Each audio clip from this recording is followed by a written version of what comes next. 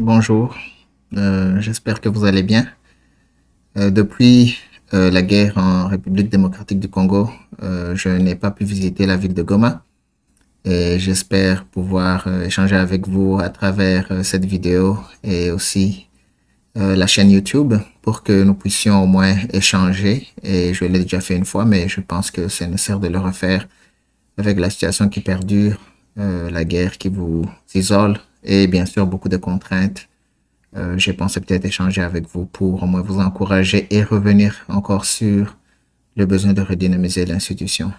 Donc, nous allons voir comment encore dialoguer et échanger pour que soit je vous donne des idées ou bien que je vous partage mon expérience. Peut-être que ça vous donnera des points de repère pour que vous puissiez vous-même vous comporter d'une manière ou d'une autre. Donc oui, j'utilise souvent des présentations. Comme vous pouvez le voir, j'utilise un gabarit. Ça, c'est le gabarit de liste d'Hergel. Vous voyez des couleurs rouges, jaune, bleu. Ce n'est pas par hasard. Donc, dans tout le monde, chaque compagnie, chaque institution, chaque organisation a ce qu'on appelle sa marque. Ce sont des concepts que, encore, pour liste d'Hergel, ce sont des petites choses que souvent vous ratez ou que vous ne maîtrisez pas, mais aujourd'hui encore, j'y reviens pour vous dire à quoi ça sert, parce que même quand on le fait, on le rappelle, c'est l'une des choses qui ne passe pas, c'est l'une des choses que, pour lesquelles vous ne mettez pas d'effort, mais encore, je vais y revenir, qui doit commencer, c'est certainement moi en tant que promoteur. Combien de fois je dois le faire? Beaucoup de patience. Pour vous, je peux vous dire d'où est-ce que ça vient. C'est le quotidien de rater certains indices, mais ça a un coût au juste au niveau national, n'est-ce pas? Donc, le gabarit de l'Isergel, il est là, vous pouvez l'utiliser, il a toujours existé. Mais quand il y a des présentations, ou bien même vous, les enseignants, les administrateurs, je ne vois pas beaucoup de gens l'utiliser, mais encore, c'est ça, la culture de travail qui est différente. Mais c'est ça, c'est le gabarit de l'Isergel. Il existe depuis 2000, 2015 pratiquement. Donc, pourquoi recherche et innovation pour une institution d'enseignement supérieur? Très simplement, c'est nous. C'est ce qu'on a promis de faire pour la communauté.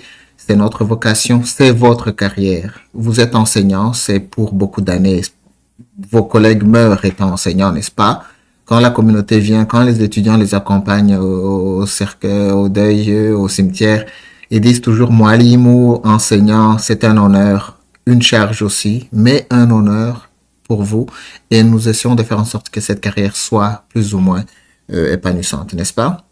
Donc, la recherche, c'est vraiment votre barème. C'est la mesure sur laquelle vous vous comparez entre vous.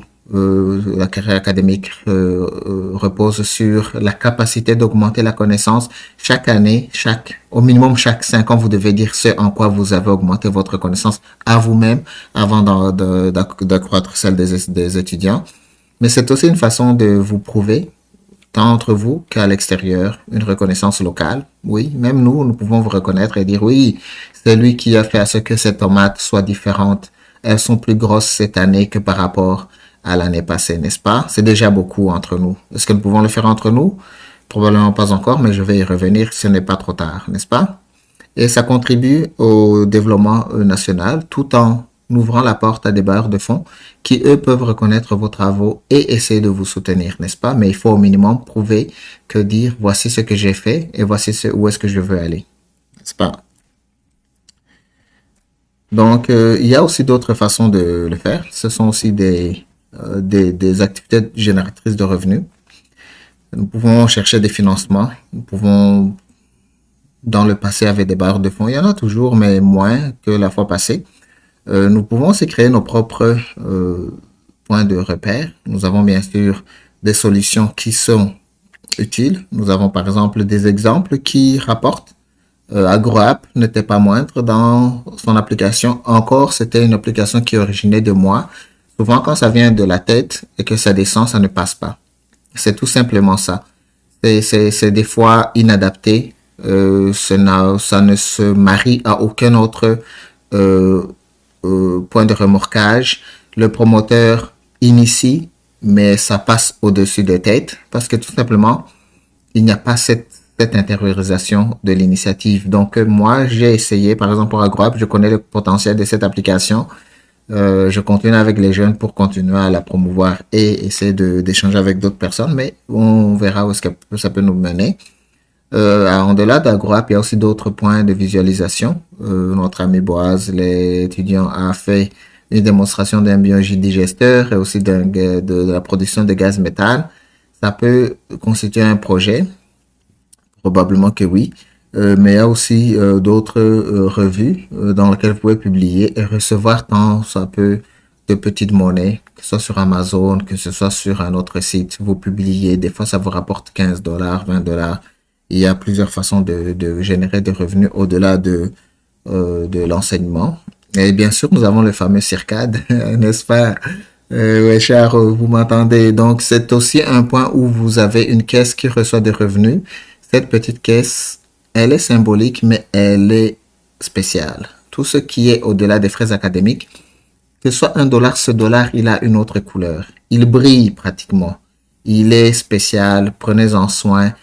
Que ce soit même des centimes, ceux-là sont différents parce qu'ils ne sont pas issus des frais académiques, n'est-ce pas? Ça, c'est le vôtre, c'est quelque chose que vous avez créé au-delà de votre domaine d'enseignant et il faut le promouvoir.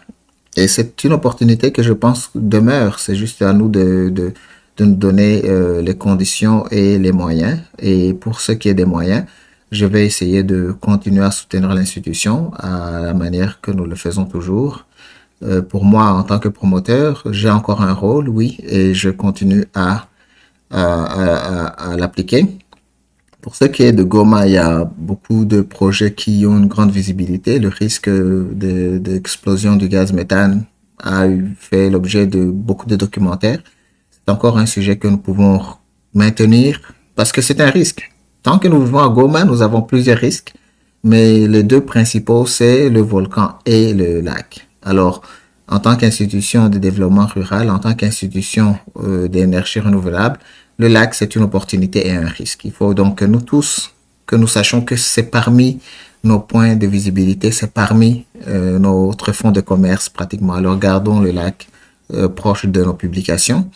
Il y a aussi, en termes de consultance, bien sûr, l'impact environnemental, ça, je le dis toujours, hein, parce qu'il y a toujours des gens qui font de l'exploitation artisanale du bois de cuisson, macala, comme on le dit, et ça nuit à l'environnement, tant bien à l'air que même à la déforestation. A-t-on déjà publié là-dessus? Peut-être un étudiant dans son TFC, mais nous, en tant qu'ISDRGL, avons-nous essayé d'animer une conférence sur le coût? Il y a eu la journée mondiale sur la forêt, je pense. Oui, il y a eu ce cas-là où on a eu à l'animer. Mais est-ce que c'était nous? C'était des gens qui sont venus dans nos salles pour animer. Oui, peut-être le professeur, le directeur général a eu son allocution, mais nous, est-ce que dans notre enseignement, est-ce que nous avons pu continuer sur ce sujet? Probablement que non. Nous avons aussi d'autres formations qui sont payantes, qui sont spéciales, tout ce qui est comme cartographie, GPS. Tout cela, ça se transmet en connaissances palpables, mais il faut encore trouver une stratégie pour que ce soit visible, ok? Où trouver les financements? Nous avons bien sûr le DG qui est maintenant à l'Agence universitaire de la francophonie au Sénégal, j'imagine. Il devrait nous revenir à Kinshasa dans peut-être 2 jours. Alors, c'est un exemple, mais est-ce que ça promet? Je ne sais pas encore. On n'a pas encore reçu de bourse EUF, mais ça peut être un cas. Nous avons ici des partenaires étrangers à travers comme Erasmus, où nos étudiants sont partis en Roumanie. Et encore, moi, en tant que gestionnaire, je dois voir est-ce que ce partenariat a ajouté 1 dollar dans la caisse de l'institution. Je peux dire que, au moins selon les rapports que j'ai reçus, non. Il nous a donné une visibilité. Nous avons produit des vidéos d'étudiants qui partent à l'étranger. Mais en tant que gestionnaire, si ça ne rapporte pas 1 dollar, moi, c'est un manque à gagner. Et ces institutions que nous visitons, eux, ont eu 1 dollar. Parce que je sais que quand ils nous accueillaient, ils insistaient beaucoup sur les dépenses, la gestion des dépenses et les rapports qu'ils établissaient. S'ils nous donnaient 100 dollars, ils ont gardé un 20 dollars. Nous avons peut-être donné 100 dollars à nos étudiants et nous avons reçu, ou à nos enseignants. Est-ce que nous avons reçu 3 dollars de ces 100 dollars que nous avons donnés? Probablement pas. C'est encore une stratégie, c'est encore une question de culture, une question d'habitude, une question même d'innovation. Mais ce n'est pas trop tard. Nous allons continuer à pousser nos administrateurs pour qu'ils puissent valoriser ce petit dollar supplémentaire. et le chercher. Il y a aussi des fonds nationaux que nous pouvons exploiter, mais le premier, bien sûr, partenaire local, ce sont nos étudiants, que nous pouvons en même temps recevoir d'eux, bien sûr, les frais académiques, mais recevoir de le temps. Il y a beaucoup de choses que nous ratons avec cette masse d'étudiants. Vous ne pouvez pas avoir des centaines, des milliers d'étudiants et ne pas penser à cette main-d'œuvre. Oui, on le fait quand ils sortent en sortie professionnelle, mais est-ce qu'on le fait aussi dans la cour du campus? Est-ce qu'on le fait aussi dans les TP qui peuvent aider à soit maintenir le champ, mettre des étiquettes, améliorer, que chacun amène son petit tuyau? Est-ce que nous le faisons dans la visibilité? Est-ce que, oui, nous avons des polos, des t-shirts, on l'appelle même visibilité. Mais moi, je me dis non, un étudiant vient, il s'enregistre, donnez-lui une pépinière qu'il aille planter chez eux à la maison ou dans son quartier et que chaque année, chaque jour, qu'il se rappelle que c'est le début de ses études et que son quartier sache que lui, c'est quelqu'un qui prend soin de l'environnement. C'est déjà beaucoup. Alors, essayons de maintenir ces étudiants, non pas juste pour que chaque jour ils viennent et repartent, mais pour que eux-mêmes, de là où ils sont, même en dehors de l'institution, qu'ils puissent continuer à penser à l'institution. C'est un choix. Alors vous, en tant qu'enseignant, qu'est-ce que vous pouvez pratiquement faire? Parce que vous pouvez vous dire, moi, je suis enseignant à l'ISDERGEL depuis 2010. Ça fait déjà 15 ans, j'enseigne le même cours. Je suis maintenant âgé, j'ai peut-être la quarantaine. Est-ce que je vais me remettre à chercher des points de relancement de ma carrière? Et malheureusement, je vous dirais oui, parce que le problème, c'est que dans la vie, souvent, le travail ne cesse pas. Encore moins dans les pays sous-développés où vous n'avez pas de sécurité sociale, n'est-ce pas? Il faut continuer à chercher comment est-ce qu'on peut assurer son futur, sa retraite. Parce que vous avez même des cas où des gens qui peuvent craindre prendre la retraite parce qu'ils sont enseignants en République démocratique du Congo. Or, cela ne devrait pas être le cas. Vous avez une retraite, vous méritez une retraite, allons-y et vous pouvez vous-même créer ce point de repère dans le futur. Un exemple, c'est mettre à jour votre CV. Ce n'est pas juste l'ISRGL qui peut vous voir. Votre profil LinkedIn, votre profil Facebook. Combien d'entre vous sont même sur la page de l'ISRGL sur LinkedIn? Est-ce que même les gens savent que vous êtes enseignant? Peut-être dans votre quartier, peut-être même que des voisins ne savent pas que vous enseignez. Ou encore moins, dans le monde. Quelqu'un peut chercher un partenaire en République démocratique du Congo qui œuvre dans tel ou tel autre domaine. Il va vous trouver où? Il ne vous trouvera pas. Or, nous avons des pages Facebook, nous avons ce site YouTube, c'est ce canal YouTube dans lequel je publie cette vidéo. Vous, est-ce que vous en faites usage? Il faut en faire usage. Choisissez l'un des outils. La visibilité doit compter académique. C'est très important pour cette année-ci. Un enseignant qui n'est pas visible pour moi, c'est malheureusement un enseignant qui se cache et qui est peut-être fatigué. Oui, je sais que vous allez dire, mes promoteurs, vous découragez les gens. Non, c'est la rigueur de la faiblesse. Quand vous êtes faible, être plus faible vous mène dans votre tombe. Il faut être strict pour que vous puissiez vous relever parce que vous êtes dans des conditions difficiles. Ce n'est pas quand on vit dans des conditions difficiles qu'on se fatigue. Malheureusement, non. Un Américain, il peut être obèse, il peut oublier son rendez-vous, il peut être peu conscient des grands défis du monde. Mais si vous vivez au Congo, il faut que chaque jour, c'est un combat, que ce soit au travail, que ce soit à la maison, essayez de vous faire voir parce que je sais que sur cette page LinkedIn, quelqu'un peut aller au Cameroun, quelqu'un peut aller au Japon, quelqu'un peut avoir des connaissances en dehors de la RDC. Ce n'est pas pour moi que je vous le dis, c'est pour vous-même, n'est-ce pas? La chaîne YouTube, vous pouvez récolter des fonds là-dessus. Je vais y revenir bientôt. Comment le faire, n'est-ce pas? Et cela peut vous démarquer et le plus tôt vous le faites, le mieux. Et aussi, en vous faisant voir, vous allez aussi appliquer une approche contextuelle où vous ne parlez que des cas environnementaux de votre milieu. Indirectement, pour vous, ce sera le régulier, ce sera chaque jour. Moi, je me lève, chaque jour, je suis toujours dans Goma. Mais pour quelqu'un qui vous regarde de loin, pour lui, c'est nouveau. C'est une découverte, c'est une inspiration. Un enseignant qui pratiquement ne gagne même pas $300, mais chaque jour, il est au service. Il vit dans une zone de conflit, mais il se lève chaque matin. Ça, c'est un témoignage que beaucoup aiment entendre, beaucoup aiment voir. Soyez visible parce que vous êtes spéciaux, n'est-ce pas? Soyez visible, vous vivez dans des conditions difficiles, vous êtes très, très, très persévérant, que cela ne disparaisse pas et que votre carrière puisse en profiter parce que vous faites beaucoup. Et ça, ce n'est pas entre vous que vous allez vous le dire, vous devez le dire aussi au monde, n'est-ce pas? Et la fameuse, le fameux bulletin de développement. Ce bulletin, le BULDEV, c'est votre Bible. Parce que c'est là où vous reposez tout ce que vous avez eu comme expérience. C'est là où vous dites comment est-ce que vous avez grandi dans votre carrière. Mais même le BULDEV, même la page de garde pour la renouveler, même pour la mettre à jour, ça nous a pris combien de temps? Ce BULDEV, il existe, je pense, depuis 2004. Mais ça a pris jusqu'en 2016 pour même réviser la page de garde.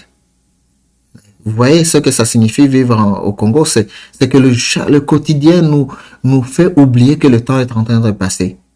Toujours un petit rappel. Moi, je le vois, en fait. Moi, je le vois que les administrateurs et tout le monde, et souvent, quand je vois, je dis aux gens, mais le temps passe et rien ne change. Et les gens disent, mais on travaille déjà beaucoup, on est déjà fatigué, on est pratiquement des bénévoles. Oui, malheureusement, mais changer une page de garde du BULDEV, ce n'est pas la fin du monde, là. C'est parmi un petit travail que vous faites passer à un stagiaire.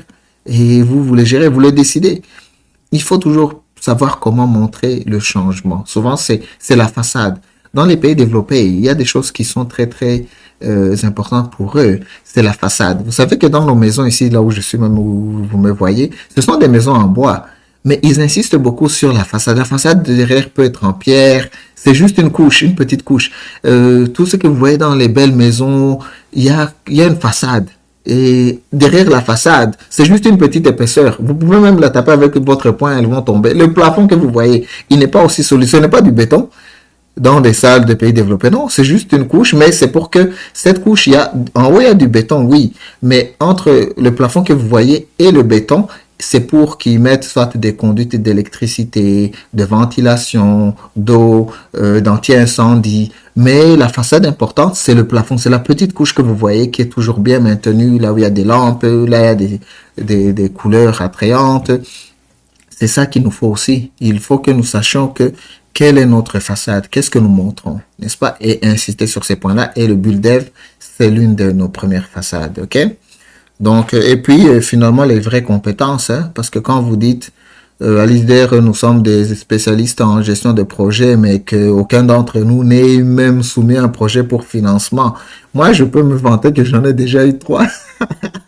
J'en ai déjà eu 3 pour l'ISDER que l'ISDER a profité. D'abord, c'est le Cardano Summit. Ça nous a rapporté environ $3 000, n'est-ce pas, pour la salle. Et c'est ce qui a permis à ce qu'on puisse aussi mettre le carrelage de la grande salle G1. C'est pas peu. Bon, j'ai aussi contribué pour trouver des partenaires externes. C'est ça mon rôle principal. Mais nous n'étions pas prêts pour échanger avec eux. Beaucoup de nos partenaires sont venus en disant, bon, nous voulons collaborer avec l'ISDER, mais même vos enseignants n'ont pas fait au juste même la recherche scientifique au niveau de la maîtrise. C'est que même si je lui disais d'aller faire une recherche pour moi au parc de Virunga, il ne pourra pas avoir la méthodologie qui est adaptée. Et on a essayé, ça c'est autant de vos prédécesseurs, mais nous n'avons toujours pas pu impressionner les partenaires. Nous sommes un peu en retard, par exemple, n'est-ce pas? Même si vous cherchez des partenaires, vous devez être à un certain niveau pour échanger avec eux. Et nous ne sommes malheureusement pas à ce niveau-là et j'essaie de nous mener à ce niveau-là. Une des choses, c'est la gestion des projets. Si nous n'avons jamais eu un projet financé, moi j'ai un autre petit projet financé équivalent. Encore, c'est pour l'Afrique, pas pour l'ISDER, mais au moins, ça démontre une certaine expérience de la gestion des projets et la recherche de financement. Est-ce que c'est beaucoup? Malheureusement, non, ce n'est pas beaucoup. Parce que est-ce que c'est au-delà de votre niveau? Non, c'est toujours accessible. Qui êtes-vous? Vous êtes un enseignant, vous êtes quand même éduqué. Mais allons même à ceux qui n'ont pas eu votre niveau d'éducation. Allons chez un huissier. Voyons, un huissier de l'ISDER, Amouli, huissier, qu'est-ce que lui peut faire, par exemple? Huissier Amouli peut prendre la caméra de la salle informatique, dire à son collègue de l'enregistrer, des vidéos. Qu'est-ce qu'il fait? C'est juste voir la vie de Goma en tant que huissier. Il arrive, il dit à son camarade, voici, je suis au portail, commence à me filmer, je vais aller, je vais mettre mes petites bottes, je vais commencer à nettoyer les salles. Et les gens vont voir la vie d'un huissier dans la ville de Goma. Pour vous, vous allez dire que, mais c'est quoi cette histoire? Mais lui, non. Lui, il fait ce qu'il faut faire. Il démontre d'abord le lieu. Goma, c'est une ville qui passe dans les nouvelles. Vous, peut-être, vous y vivez, vous dites que, bon, Goma, c'est la guerre, c'est la misère. Mais quelqu'un du Japon, lui, il entend Goma et dit, ouh, c'est là où il y a le gros volcan, c'est là où il y a le gros lac qui risque d'exploser, c'est là où il y a les gens qui sont en train de fuir la guerre, c'est là où il y a des tchikoudous ou des vélos. Il y a beaucoup de choses à Goma que vous prenez pour acquis. Mais le monde extérieur, quand il voit Goma, il y a plus de 5 dimensions impressionnantes. Alors lui, à Moul, quand il dit, voici à quoi ressemble un étudiant de Goma. Et voilà, voici la salle de l'ISDRGL. Il y a des petits écrans, il y a des petits tableaux. Chaque matin, je dois bouger ces chaises qui sont un peu lourdes. Ça, c'est le bois qui vient, qui est fait localement. Les bancs ici sont faits en bois, tandis qu'ailleurs, c'est en métal. Il commence tout cela. Et il montre la vie d'un travailleur manuel au Congo. Ce n'est pas peu. Est-ce que c'est mauvais? Non. Il peut même parler de sa rémunération. Il dit, oh, on montre qu'ici, il y a leader, on me paye seulement $120 par mois. Est-ce que ça, je peux vivre avec? Vous voyez, pour nous, les gestionnaires, quelqu'un va s'offusquer, mais moi non, je suis le promoteur, donc je vous dirais que non, ça ne va pas m'offusquer, pas du tout, pas même moi. Je serais même impressionné à Mouli si tu le faisais, parce que c'est ce que tu peux faire pour te sauver, n'est-ce pas? Et si on te donne cette caméra, si tu publies ces vidéos et qu'on reçoit même un $20 par le canal de Lise Dergel, même ton propre canal YouTube, que tu reçois même un $50 de gens qui disent, oh, je vais aider ce pauvre monsieur de Goma, tant mieux, prends ces 50 et sauve-toi, tu vois? Donc, les amis, dans votre travail quotidien, il n'y a pas peu que juste être visible. Ça, c'est le nouveau monde. C'est le monde où votre économie est connectée au monde. Et la seule chose qui nous connecte, c'est vraiment Internet. Ce n'est pas la plainte, ce n'est pas l'attente, non. Donc, même Amouli le huissier peut trouver un petit $50 si il veut le faire. Au-delà de la rémunération de son travail qu'il va documenter. Et cette caméra, elle est disponible. Je ne vous vois pas l'utiliser. Bon, donc j'assume qu'elle est là, gratuite. Et nous, en tant qu'ISDRGL, moi, je représente l'ISDRGL, je suis le promoteur, n'est-ce pas? Je suis le premier. Avant nous, il y en avait d'autres. Mon père, lui-même, a essayé de faire ce qu'il peut. Mais moi, je me dis, moi, probablement que je peux encore continuer à pousser un peu plus loin. Beaucoup de changements ont apparu, que ce soit carrément le campus central a été fini, la maison administrative. Nous avons même pu étendre au niveau du campus du lac une grande salle, 3 grandes salles. Ce sont des ressources que j'ai vues, que j'ai planifiées. Je me dis oui. Est-ce que les gens savent même que l'ISDER est en train de grandir? Oui, l'ISDER est en train de grandir et nous continuons à le faire grandir parce que c'est naturel pour quelque chose de grandir. C'est vraiment très naturel. Ce n'est pas difficile, c'est juste le temps de prendre une brique à la fois, vous faites grandir la bâtisse. Et ça, c'est juste le temps qui nous le permet. Si Dieu nous fait grâce et que nous ayons plus de temps, bien sûr que nous allons refaire le deuxième étage du lac vert, n'est-ce pas? Mais nous aussi, en tant que gestionnaires, devons créer des formules d'incitation. Être capable de définir qui gagne où. Un exemple très simple. L'élevage là des poissons.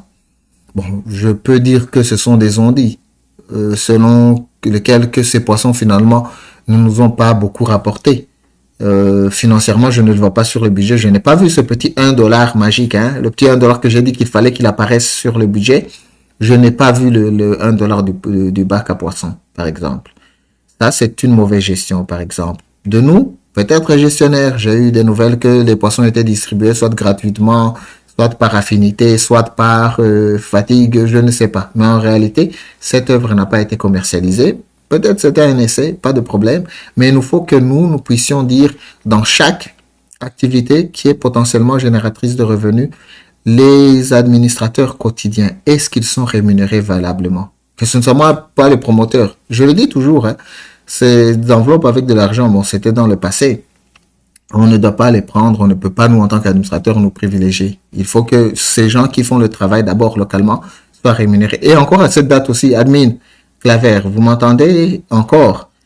Cette rémunération, ce pourcentage, je ne l'ai pas encore vu. Et vous savez que j'ai insisté quand même, ça fait déjà plusieurs fois, à cette vidéo, c'est la deuxième pratiquement, sur le même sujet. Je veux cette fiche de barème pour chaque activité dans laquelle nous espérons générer des profits. Que ce soit les cailles, que ce soit les poulets, que ce soit les poissons, ceux qui gèrent doivent savoir qu'ils ont un plus au-delà, que vous ne dites pas, il est payé en tant qu'appariteur et il est aussi gestionnaire des cailles. Ça ne va pas marcher. Il faut que vous puissiez lui donner ce petit $1 de cailles. Et aussi, nous devons créer nos propres ressources, valoriser ce que nous avons. Oui, vous pouvez dire qu'aujourd'hui, la rémunération est faible, mais vous avez des ressources. Ce campus central, vous savez que si on le disait à quelqu'un qui enseigne l'anglais, venez enseigner ici. Il va vous occuper toutes les salles pratiquement peut-être. Hein. Il peut occuper les salles et peut-être même avoir un revenu plus grand que ce que vous générez. Probablement pas parce que on sait que les RGL rapportent quand même des centaines de milliers de dollars. Mais même dans ce cas-là, on sait que ça ne suffit pas parce que déjà les dépenses dépassent les revenus aujourd'hui. Mais il faut qu'on coupe sur les dépenses et qu'on allie le peu de revenus à des opportunités nouvelles, n'est-ce pas? Alors moi, je vais insister pour que vous qui faites le travail dans des activités de génération de revenus, que vous puissiez avoir votre gain, n'est-ce pas? Je vais insister, je pense que ça va apparaître. Oui. Voyons, mon expérience avec nos gestionnaires. Moi, en premier, je peux dire que j'ai eu à établir bien sûr le plan triennal et il a été quantifié, étalé sur le temps. Nous avons fait une évaluation avec le conseil d'administration, il avait été à 80% réussi, un 20% qui consiste principalement à l'achat du grand bus dont nous avons parlé. Nous n'avons pas pu le faire, mais j'ai pu faire ce que je pouvais, que ce soit le bâtiment administratif, que ce soit l'achat de projecteurs, que ce soit l'aménagement du lac vert. Je pense que tout a été accompli au moins à ce niveau-là. Mais c'est un exemple de l'utilité d'un plan. Il faut le créer, il faut le suivre et il faut le mettre en pratique. Mon expérience, c'est que, et ça c'est même réel aujourd'hui, hein, c'est réel à l'heure où je vous parle. Curieusement, tous les administrateurs du comité de gestion, et ça c'est, bon, me pardonnerez, DG, professeur, mais, et vous, admin et aussi académique, André, mais c'est vrai, hein, les membres du comité de gestion n'ont jamais établi un plan. Jamais. Ce sont souvent des paroles, ce sont des... Le quotidien pèse beaucoup sur eux. Probablement que quand ils rentrent à la maison, ils n'ont pas un laptop, ils ne savent pas comment s'asseoir, le temps de penser. Peut-être aussi s'imaginent, mais bon, je vais créer mon plan, mais est-ce qu'il sera mis en application? Ils doutent un peu, ils se disent que probablement que non, ce n'est pas possible qu'on le mette en application parce qu'il y a beaucoup d'autres dépenses. Mais moi, je vous dis non, essayez, voyez si c'est possible. Un plan, c'est simple. Un exemple simple, je parlais pour l'administratif Claver. C'est vraiment même un plan de restructuration, vraiment. Par exemple, la salle de lecture. Un plan même ce fameux plan d'activité génératrice de revenus. Même établir ce barème de paye. C'est un plan. Vous direz, oui, nous avons déjà ce plan. Les poules, cailles et poissons vont rapporter sur 3 ans. C'est déjà beaucoup. Un autre plan, c'est le plan de la gestion, bien sûr, des congés des agents. Un plan de complétion des dossiers des agents. Aujourd'hui, je peux encore venir aujourd'hui à Goma dire, montrez-moi mon dossier d'agent, mon dossier administratif. Safari. Maître Safari va commencer à rire. Et oui, en tout cas, je vous le promets, il va commencer à rire et je ne vais pas trouver ce dossier. Pourquoi? Parce que chaque année, c'est toujours le cas où on promet, on dit oui, on dit non, mais on ne se donne pas de rigueur. On ne le fait pas. Et c'est malheureusement ça, le Congo, le temps passe tellement vite. Les difficultés quotidiennes du milieu vous dépassent. Mais nous qui sommes de loin, nous le voyons. Nous voyons que non. Les travailleurs au Congo, des fois, ils sont un peu lents. Ils oublient même ce qu'ils ont dit hier. Et ils remettent à demain ce qu'ils auraient pu faire aujourd'hui. Un exemple très simple. Nous avons un plan de collaboration entre l'ISDERGEL et l'UPG, l'Université Polytechnique de Goma, dont je suis moi-même promoteur aussi. Donc, pour moi, c'est une unité. Mais vous savez ce qui se passe? C'est que on me dit, attendons, nous allons nous réunir, le comité de gestion va y réfléchir un peu plus. Bon, il ne faut pas aller très vite. Bon, et nous parlons de quoi? Nous parlons juste de collaboration de deux entités jointes à la hanche. Parce que c'est l'ISDERGEL qui a construit le campus de Lac-Vert. Collaboration signifie quoi? Partage de la bibliothèque, partage des outils, par exemple les projecteurs, partage des enseignants, partage même des locaux. L'ISDERGEL peut utiliser le locaux de l'UPG, mais des petits points naturels simples. Mais qu'est-ce qu'on me dit? Attendons un peu. Nous aurons une réunion la semaine prochaine. Nous allons en discuter. La réunion, elle a lieu. Le sujet n'a pas été traité. Attendons encore un peu. OK? 1 mois passe, 2 mois passent. Finalement, après 3 mois, je dis, bon, alors les points de collaboration, est-ce qu'on peut les évaluer?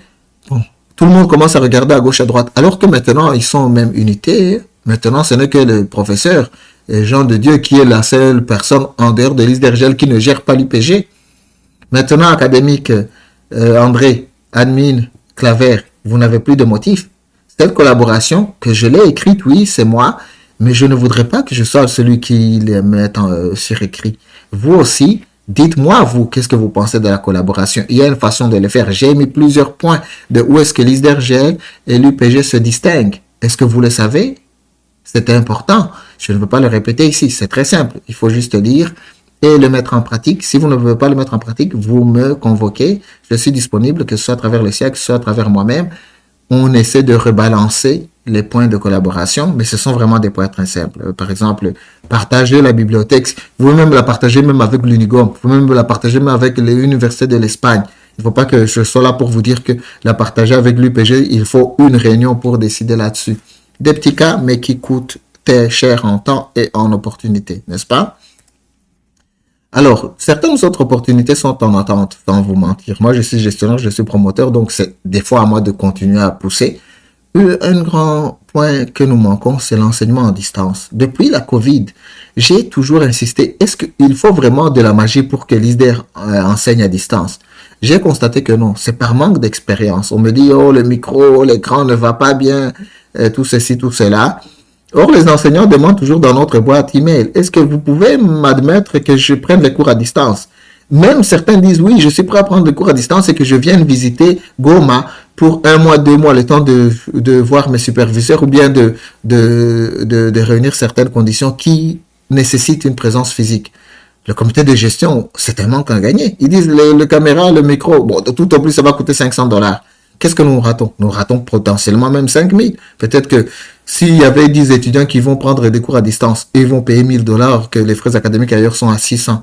Est-ce que même si nous en avons 5, si nous en avons 10, est-ce qu'on ne peut pas les gérer? On pourrait les gérer. Et alors allons-y. Moi, je pense que c'est faisable. Et si vous doutez que ce n'est pas faisable, dites-moi où est-ce que ça manque. Parce que j'ai vu mon frère donner des cours à distance. Le problème, c'était que souvent, même Charo me demandait à moi de lui rappeler qu'il a cours. Non, ce n'est pas comme ça. Si un enseignant n'est pas disponible, vous changez, vous cherchez quelqu'un d'autre. Il y a beaucoup d'autres enseignants. Moi-même, si vous voulez que je vous en cherche ici au niveau du Canada, moi-même, si vous me dites que j'ai cours, est-ce que je peux être en retard? Je ne suis pratiquement jamais en retard, n'est-ce pas? Donc, c'est qu'on ne sait même pas comment être rigoureux entre nous.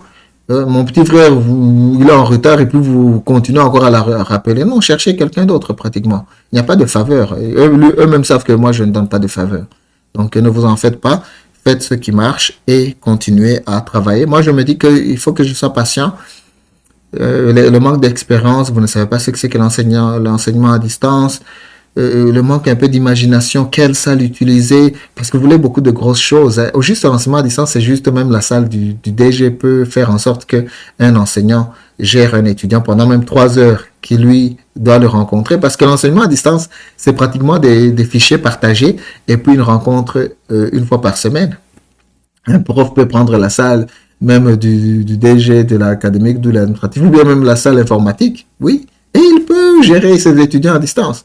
Oui, ne vous en faites pas, c'est possible. Il faut juste un peu d'imagination. Si vous voulez encore que je vous dise comment le faire, bon, revenez-moi à Charo, recontactez-moi et on va encore relancer le ballon, n'est-ce pas? C'est pas de la magie. Alors, conclusion. C'est ma deuxième vidéo et voici que je le répète encore. Je vous appelle à l'action. Continuez à chercher des initiatives que vous pensez sont meilleur que ce que nous proposons. Vous êtes un agent, vous battez-vous pour votre carrière, écrivez, contactez-moi, dites-moi qu'est-ce que vous pensez, dites à vos gestionnaires qu'est-ce que vous pensez. Si vous pensez mieux, on ne va pas vous manquer de vous écouter, mais comme je l'ai dit, souvent c'est moi qui propose, je le mets en application parce que j'ai le pouvoir, mais ça ne tient pas parce que ce n'est pas venu de vous. Bon. Alors continuez à pousser de bas et envoyer. Je suis accessible sur WhatsApp, vous pouvez m'écrire et je vous répondrai. Et continuez à travailler pour que l'ISDERGEL soit une institution qui motive les étudiants pour s'enregistrer. Je vous ai déjà dit, même le champ expérimental, pensez-y à la dimension d'une petite parcelle de quelqu'un dans Goma. Oui, nous avons les choux, ils sont en ligne.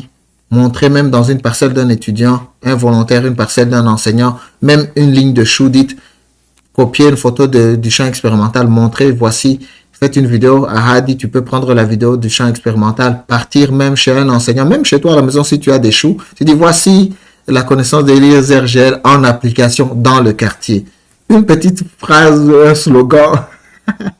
C'est ce qu'il faut, n'est-ce pas? C'est pas comme ça, c'est comme ça qu'il faut. C'est le monde de la démonstration, c'est le monde de l'enseignement à distance, le monde de l'enseignement à tout le monde pratiquement. Tout le monde est devenu maintenant enseignant dans ce monde. Ne vous trompez pas, votre concurrence ce n'est pas à l'ICIJ ou à l'Unigom, non. Votre concurrence est d'abord sur YouTube. Votre concurrence est potentiellement sur TikTok, n'est-ce pas? Donc allez-y, vous-même faites-vous voir et nous allons vous soutenir. Oui, comme je l'ai dit, allons-y ensemble. Pour ceux qui veulent encore que je sois disponible, n'hésitez pas, contactez-moi et je serai disponible pour échanger avec vous. Si vous avez une idée, je suis prêt à être votre conseiller. En tant que conseiller, c'est ce que je suis devenu en fait. Moi, je suis devenu un consultant pratiquement gratuit pour l'institution.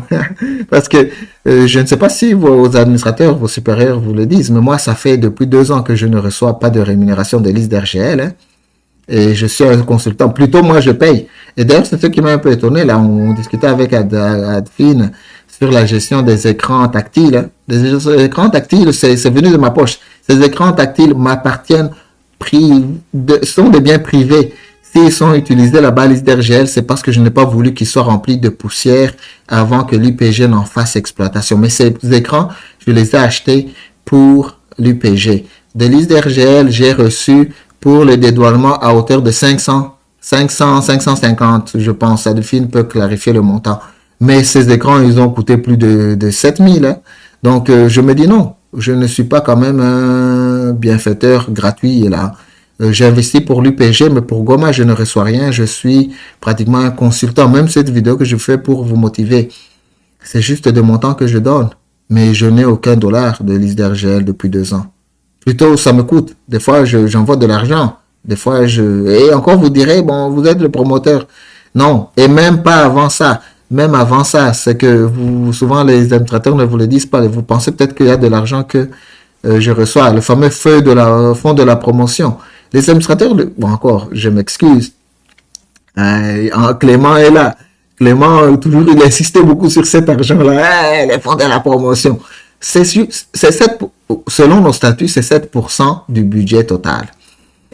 Mais ce 7% on ne l'a jamais atteint. C'est plutôt 4% que j'ai reçu. Et moi-même, je ne vais même pas dire que j'ai reçu de cela dans ma poche. C'est ce qui permet de finaliser le campus du lac. C'est ce qui permet d'aider les amis du campus de Rutshuru où on a dû payer pour la parcelle, pour la construction et d'autres choses. Cet argent ne vient jamais au Canada, par exemple. Et cet argent, je peux vous dire que s'il s'arrêtait aujourd'hui, moi, je n'en souffrirais pas. Mais ne vous détrompez pas. C'est un signe d'incompétence un peu. Quand un gestionnaire qui gère 75%, 95, 95 en français du Congo, 95% se concentre sur les 5%. C'est probablement qu'il ne sait pas gérer le 95. Donc, moi, je le dis entre nous, hein, nous sommes en famille, mais les membres du comité de gestion, s'ils ne sont pas capables de gérer 95% du budget, ce n'est pas le 5% qui va les sauver. Mais quand vous entendez les problèmes de l'institution, ils disent, ah, on a donné de l'argent au fond de la promotion. Non, ça n'a jamais dépassé 5%. Et ce 5%, pour ceux qui veulent le voir, ils vont le voir. Si vous voulez demander à qui exploite ce 5%, contactez JP Habineza, il vous dira très bien que ce montant ne va même pas au Canada. Il est toujours dépensé pour les œuvres de l'IDERGEL, que ce soit la publicité, que ce soit l'entretien et même la gestion générale administrative. Donc, il y a de petites choses qui, des fois, débordent là. Hein. Donc, je discutais avec Adolphine pour lui dire que je vais prendre un écran de l'IDERGEL pour l'envoyer à l'UPG. Je me dis, oh bon, les gens vont être mécontents. Je dis, ah bon, est-ce que ça les regarde? Pardonnez-moi hein, l'expression, mais ce ne sont pas les biens de l'IDERGEL. Hein. L'IDERGEL n'a pas acheté ces écrans. Même l'utiliser là-bas, je devrais vous charger même un petit intérêt d'usage. D'ailleurs, même pas entre nous. Qu'est-ce que vous en faites au fait de ces écrans?